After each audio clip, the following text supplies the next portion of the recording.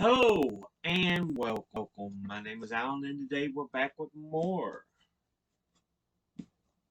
this, Testament of Hope speeches and writings of Dr. King. We're picking up on chapter 11 of Stride Toward Freedom. So let's get into this. The bus struggle in Montgomery, Alabama is now history. As the integrated buses roll daily through the city, they carry along with their passengers a meaning crowded symbolism. Accord among the great majority of the passengers is evidence of the basic goodwill of man for man and a portent of peace in the desegregated society to come. Occasional instances of discord among the passengers are a reminder that in other areas of Montgomery, life segregation yet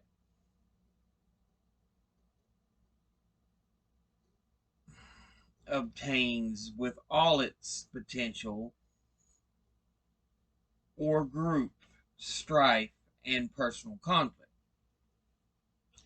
Indeed, segregation is still a reality throughout the South. Where do we go from here?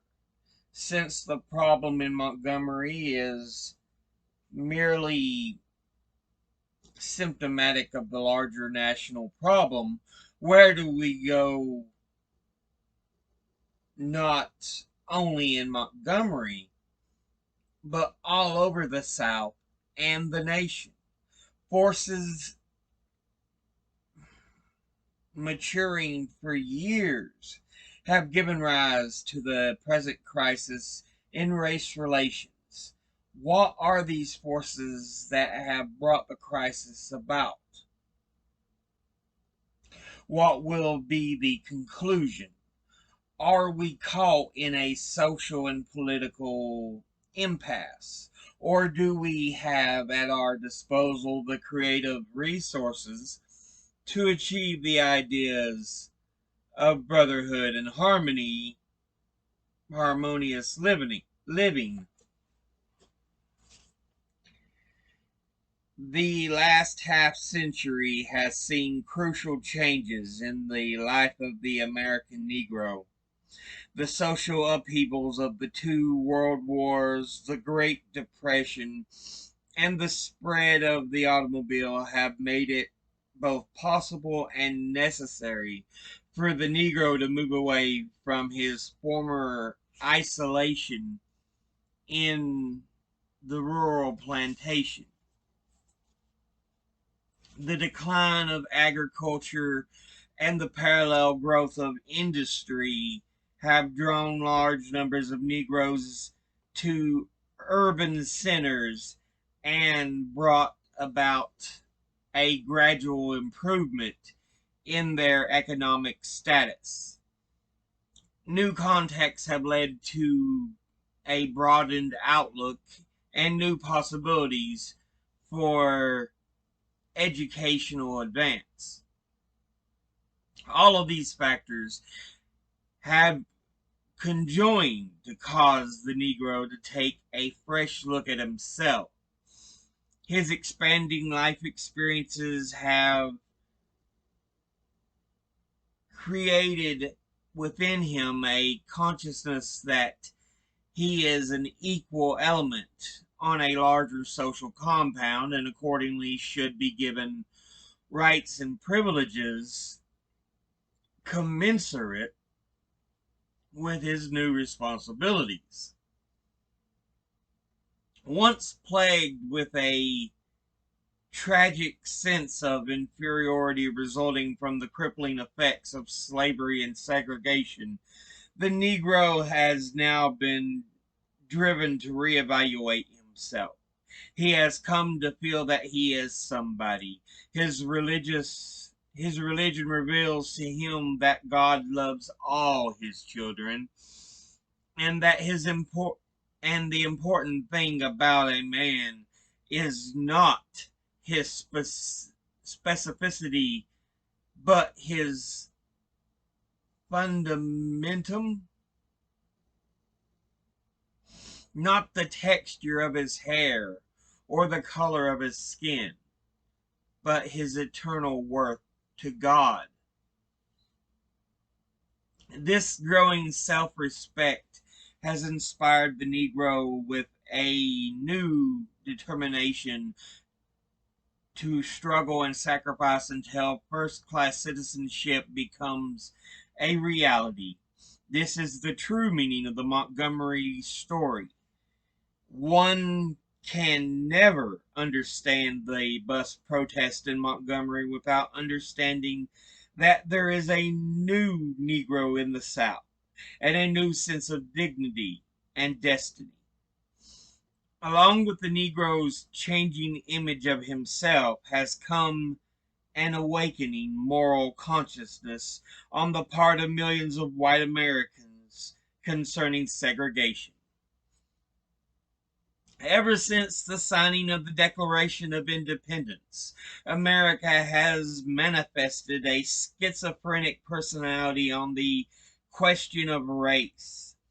She has been torn between selves, a self in which the she has profoundly professed democracy, and a self which she has sadly practiced the antithesis of democracy. The reality of segregation, like slavery, has always had to confront the ideals of democracy and Christianity. Indeed, segregation and discrimination are strange paradoxes in a nation founded on the principle that all men are created equal. This contradiction has disturbed the consciences of whites, both North and South, and has caused many of them to see that segregation is basically evil. Climaxing this process was the Supreme Court's decision outlawing segregation in the public schools. For all men of good will, the 17th of May, 1954, marked a joyous end to the long night of enforced segregation. In unequivocal language, the court affirmed that separate but equal facilitates or facilities are inherently unequal, and that to segregate a child on the basis of his race is to deny the child equal protection of the law. This decision brought hope to millions of disinherited Negroes who had formerly dared only to dream of freedom. It further enhanced the Negro's sense of dignity and gave him even greater determination to achieve justice. The determination of Negro Americans to win freedom from all forms of oppression springs from the same deep longing that motivates oppressed peoples all over the world. The rumblings of discontent in Asia and Africa are expressions of a quest for freedom and human dignity by people who have long been the victims of colonialism and imperialism.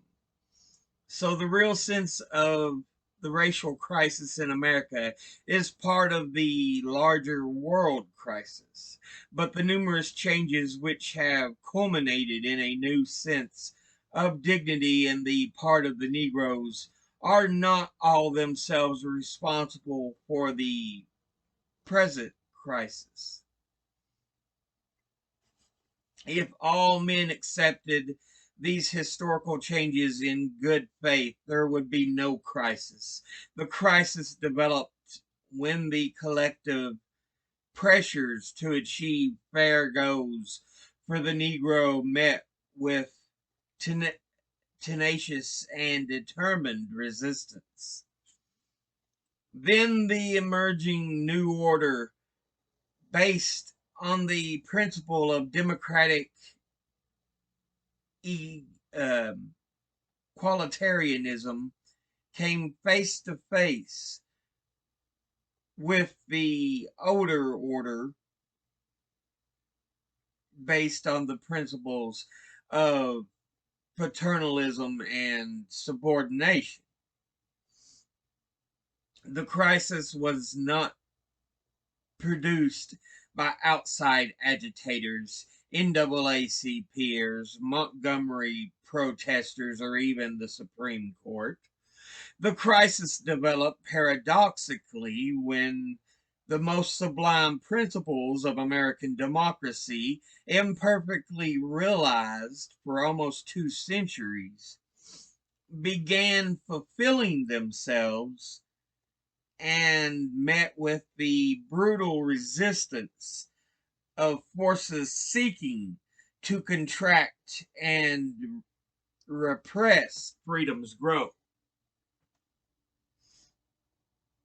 The resistance has risen at times of ominous proportions.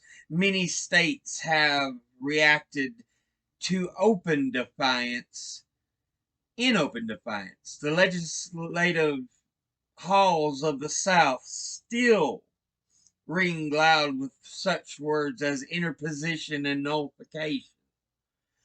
Many public officials are using the power of their offices to defy the law of the land. Through their irresponsible actions,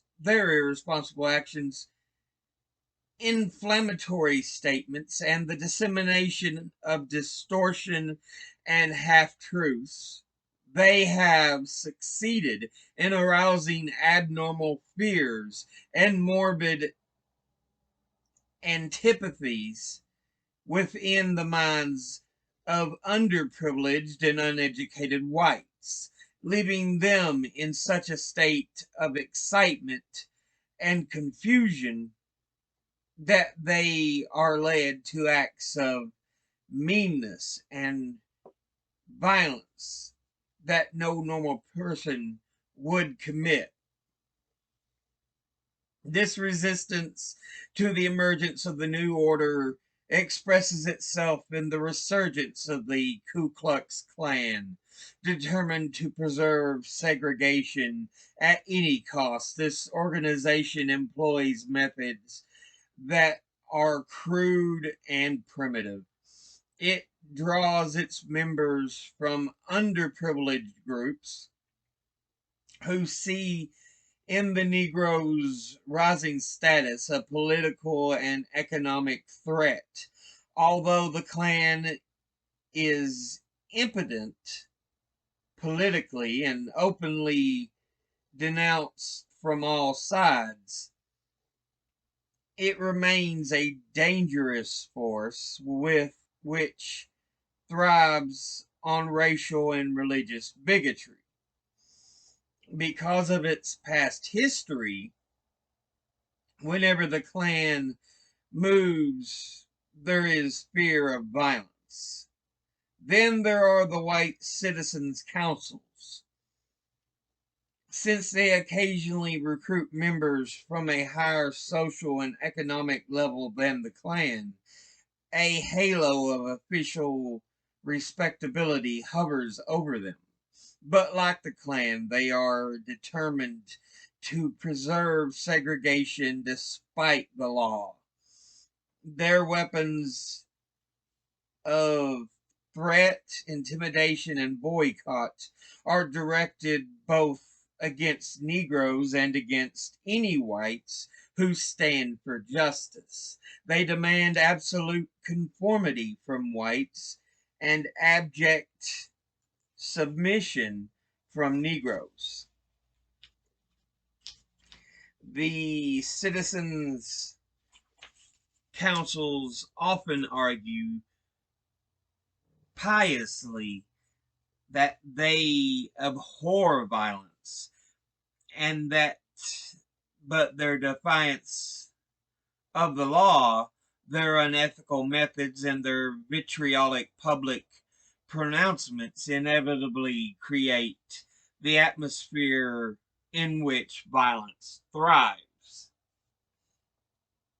As a result of the council's activities, most white moderates in the South are no longer feel free to discuss in public the issues involved in desegregation for fear of social ostracism and economic reprisals. What channels of communication had once existed between whites and Negroes have thus been largely closed.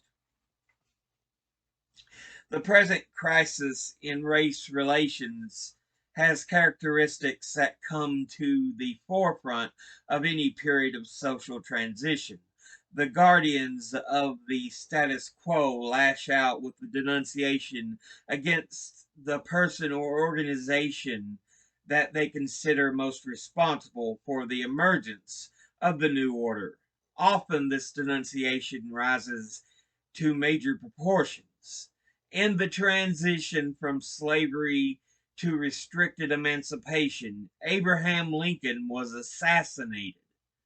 In the present transition from segregation to desegregation, the Supreme Court is castigated and the NAACP is maligned and subjected to extra-legal reprisals.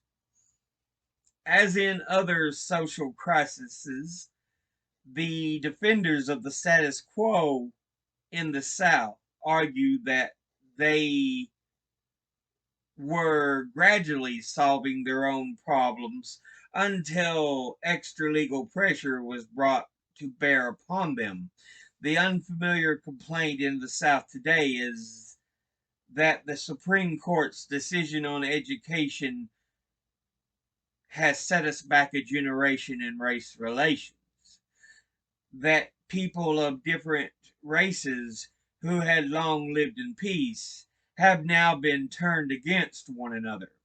But this is a misinterpretation of what is taking place.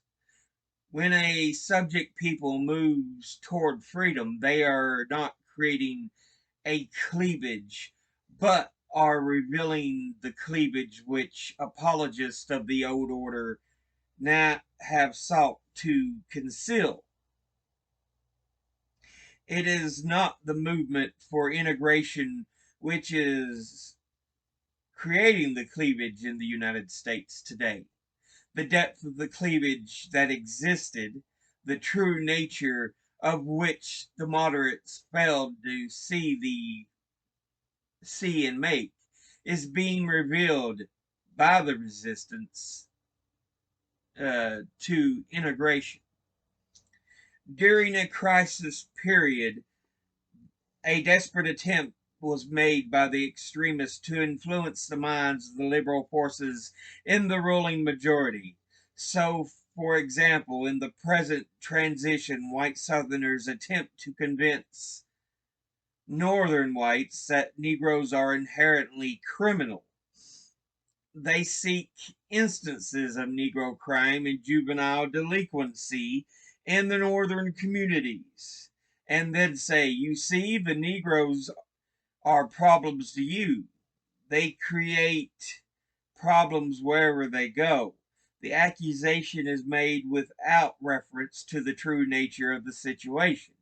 Environmental problems of delinquency are interpreted as evidence of racial criminality crises arising in the northern schools are interpreted as proofs that Negroes are inherently delinquent. The extremists do not recognize that the school's problems are symptoms of urban dislocation rather than expressions of racial deficiency. Criminality and delinquency are not racial. Poverty and ignorance breed crime, whatever the racial group may be. In the attempt to influence the minds of Northern and Southern liberals, the segregationists are often subtle and skillful. Those who are too smart to argue for the validity of segregation and racial inferiority on the basis of the Bible set forth their arguments on cultural and sociological grounds. The Negro is not ready for integration, they say, because academic and cultural lags in the part of the Negro. The integration of schools will pull the white race down. They are never honest enough to admit that the academic and cultural lags in the Negro community are themselves a result of segregation and discrimination. The best way to solve any problem is to remove its cause. It is both rationally unsound and sociologically untenable to use the tragic effects of segregation as an argument for its continuation. All of these calculated patterns, the defiance of Southern legislative bodies, the activities of white supremacy organizations, and the distortions and rationalizations of the segregationists have mounted up to massive resistance. The resistance grows out of the desperate attempt of the white South to perpetuate a system of human values that came into being under a feudalistic plantation system and which cannot survive in a day of growing urbanization and industrial expansion. These are the rock bottom elements of the present crisis. The schools of the South are the present storm center. Here, the forces that stand for the best in our national life have been tragically ineffectual. A year after the Supreme Court had declared school segregation unconstitutional, it handed down a decree outlining the details by which integration should proceed with all deliberate speed. While the court did not set a definite deadline for the termination of this process, it did set a time for the beginning.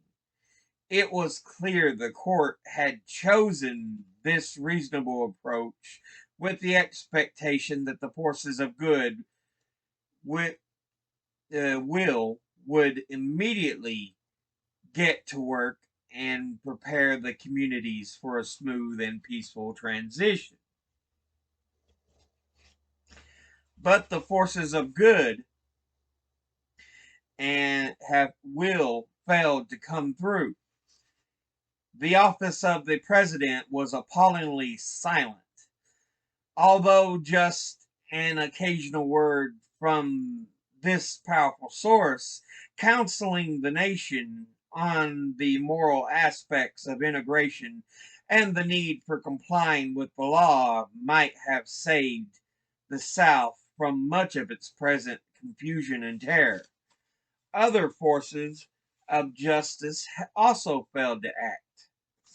It is true that the immediately after the first decision was rendered, Leading church, labor, and social welfare leaders issued statements upholding the decision, and many supporting resolutions were adopted by their organizations. But hardly a single group set forth an action program wherein their members could actively work to bring about a peaceable transition.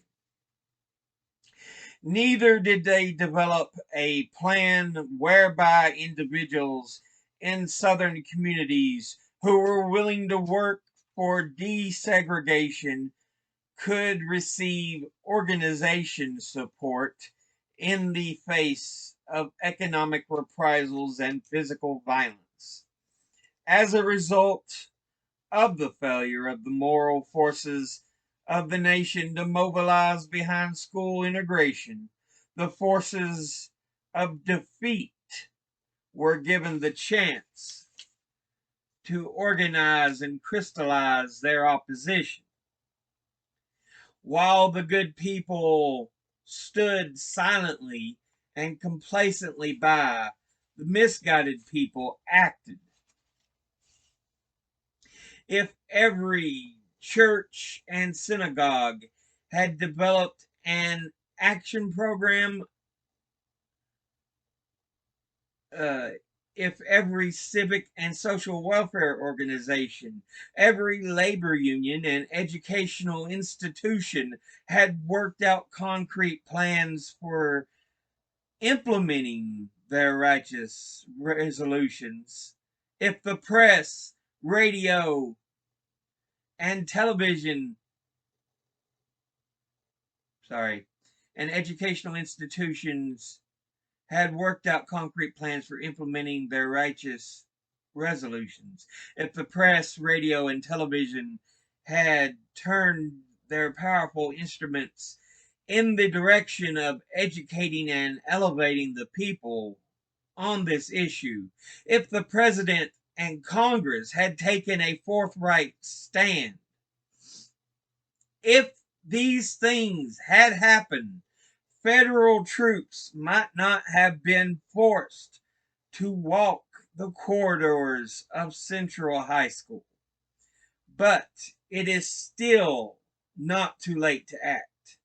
Every crisis has both its dangers and opportunities. It can spell either salvation or doom. In the present crisis, America can achieve either social justice or the ultimate social psychosis, and equality will be, or that can only lead to domestic suicide. The democratic idea of freedom and equality will be fulfilled for all, or all human beings will share in the resulting social and spiritual doom. In short, the crisis has the potential for democracy's fulfillment or fascism's triumph, for social progress or retrogression. We can choose either to walk the high road of human brotherhood or to tread the low road of man's inhumanity to man. History has thrust upon our generation an indescribably important destiny to complete a process of democratization which our nation has too long developed too slowly, but which is our most powerful weapon for world respect and emulation. How we deal with this crucial situation will determine our moral health as individuals, our cultural health as a region, our political health as a nation, and our prestige as a leader of the free world. The future of America is bound up in the solution of the present crisis. The shape of the world today does not permit us the luxury of faltering democracy. The United States cannot hope to attain the respect of the vital and growing colored nations of the world unless it remedies its racial problems at home. If America is to maintain a first class nation, it cannot have a second class citizenship. A solution for the present crisis will not take place unless men and women work for it. Human progress is neither automatic nor inevitable.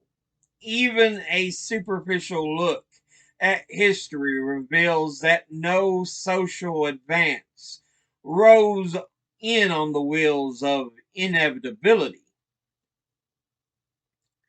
Every step toward the goal of justice requires sacrifice, suffering, and struggle.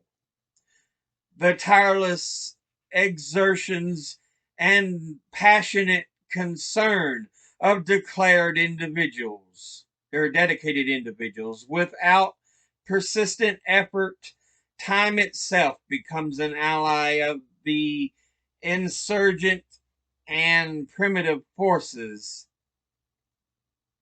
of irrational emotionalism and social destruction. This is no time for apathy or complacency. This is a time for vigorous and positive action. It is a shame of the Sunshine Patriots if the foregoing paragraphs have a hollow sound, like an echo of countless political speeches.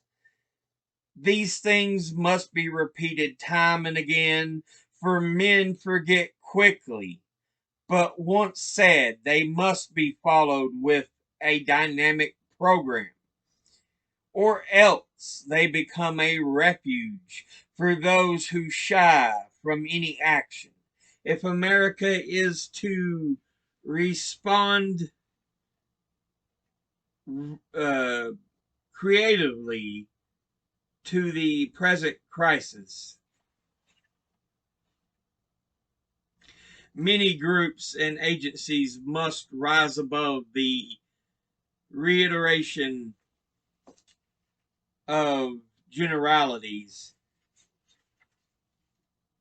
and begin to take an active part in changing the face of their nation.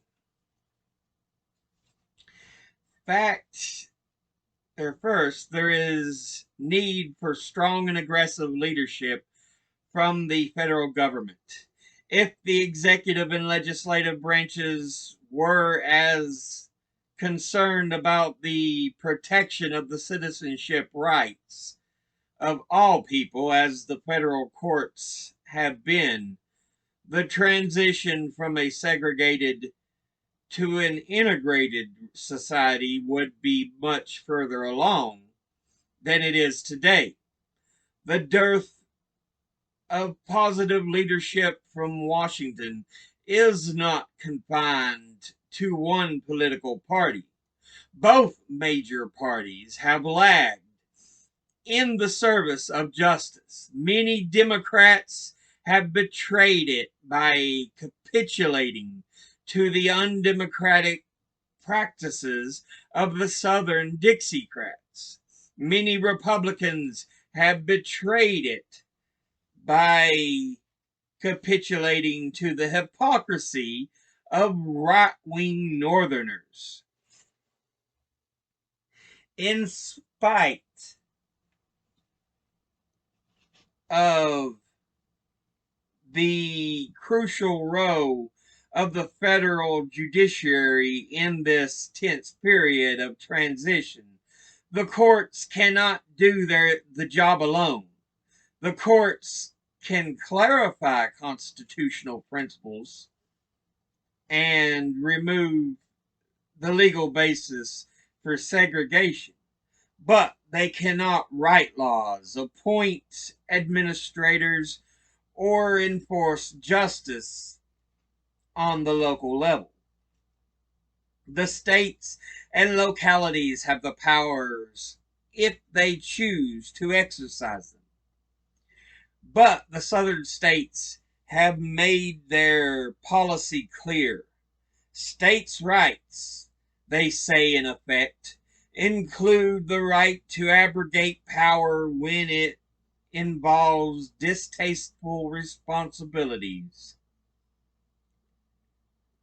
Even to the Constitution of the United States, its amendments, and its judicial interpretation. So the power and the responsibility return by default to the federal government. It is up to all branches of the central government to accept the challenge. Government action is not the whole answer to the present crisis, but it is an important partial answer. Morals cannot be legislated, but behavior can be regulated. The law cannot make the employer love me, but it can keep him from refusing to hire me because of the color of my skin. We must depend on the religion and education to alter the errors of the heart and mind. And meanwhile, it is an immoral act to compel a man to accept injustice until another man's heart is set straight. As the experience of several northern states has shown, anti-discrimination laws can provide powerful sanctions against this kind of immorality.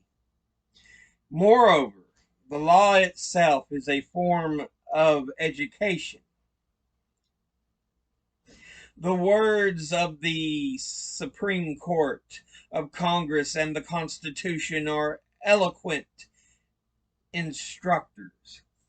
In fact, it would be a mistake to minimize the impact upon the South and the federal court orders and legislative and executive acts already in effect. Desegregation of the armed services, for instance, has already had an immense, incalculable impact. Federal courts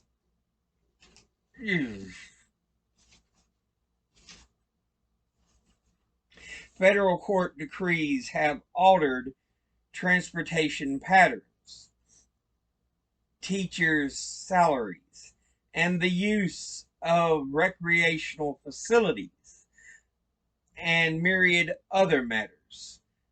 The habits, if not the hearts of people, have been and are being altered every day by federal action. Another group with a vital role to play in the present crisis is the white northern liberals. The racial issue that we confront in America is not a sectional but a national problem.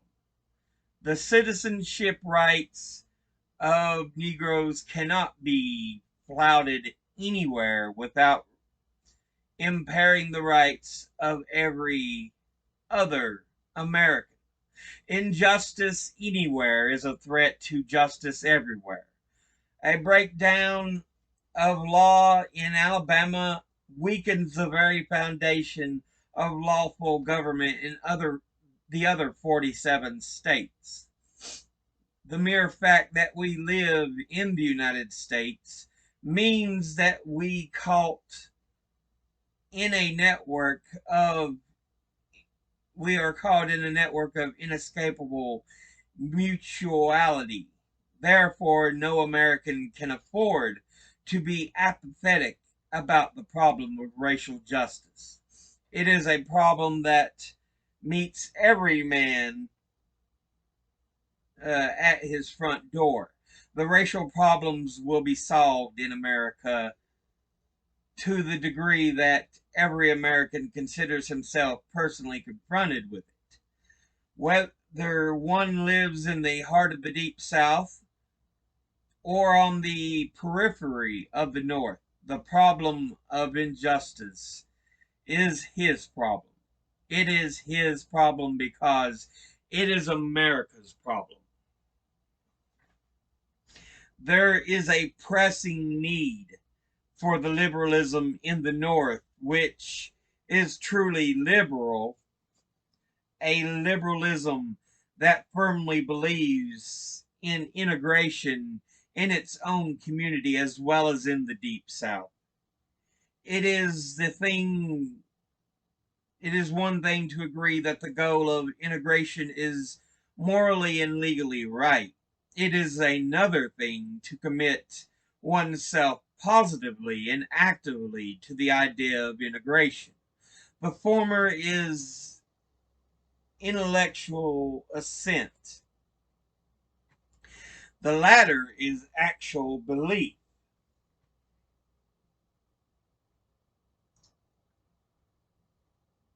Um, these are days that demand practices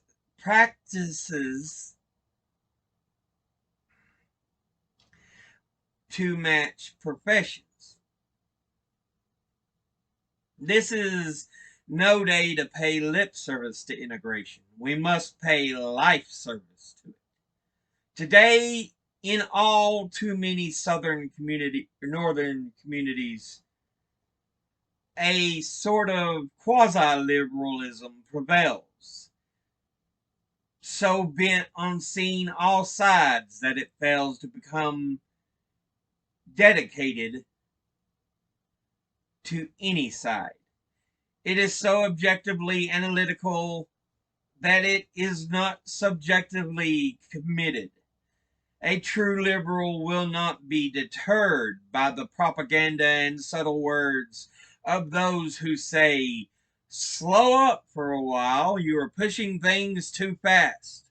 I am not calling for an end to sympathetic understanding and abiding patience, but neither sympathy nor patience should be used as excuses for indecisiveness.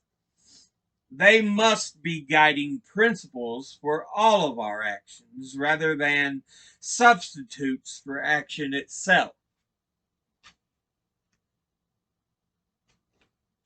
I'll go ahead and end that portion there. But yeah, um, Dr. King still talking. He's like, so the bus boycott is now history. It is part of America. But we must continue the fight. You know, we can't give in just because one thing is found. We are still fighting for freedom. And yeah, it's it's still a fight that needs to be fought. Um, he talks about how it seems like they get no real support other than pretty words. Sometimes you have just groups saying that should happen, but they really do nothing. Not only do you need to say that it should happen, you need to do it. You really show you believe.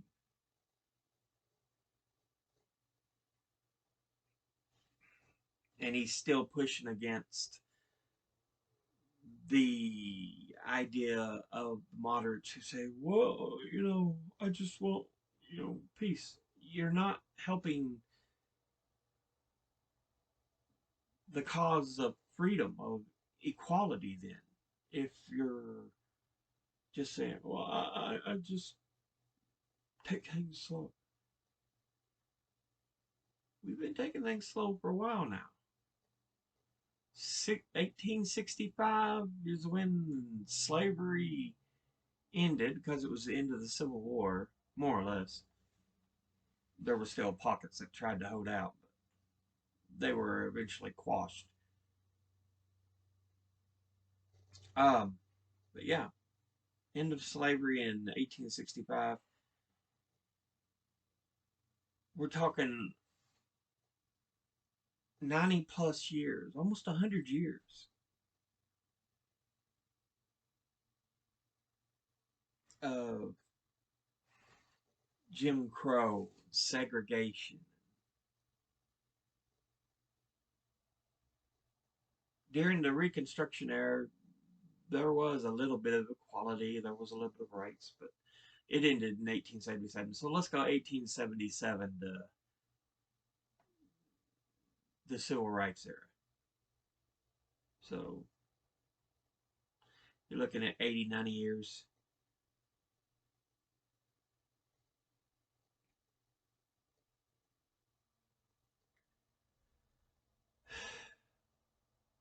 But yeah. But as always, educate thyself, think, read, study, learn. Someone tries to tell you something you have trouble believing, ask them to cite their sources. I'll see you all in the next episode. Until then, later.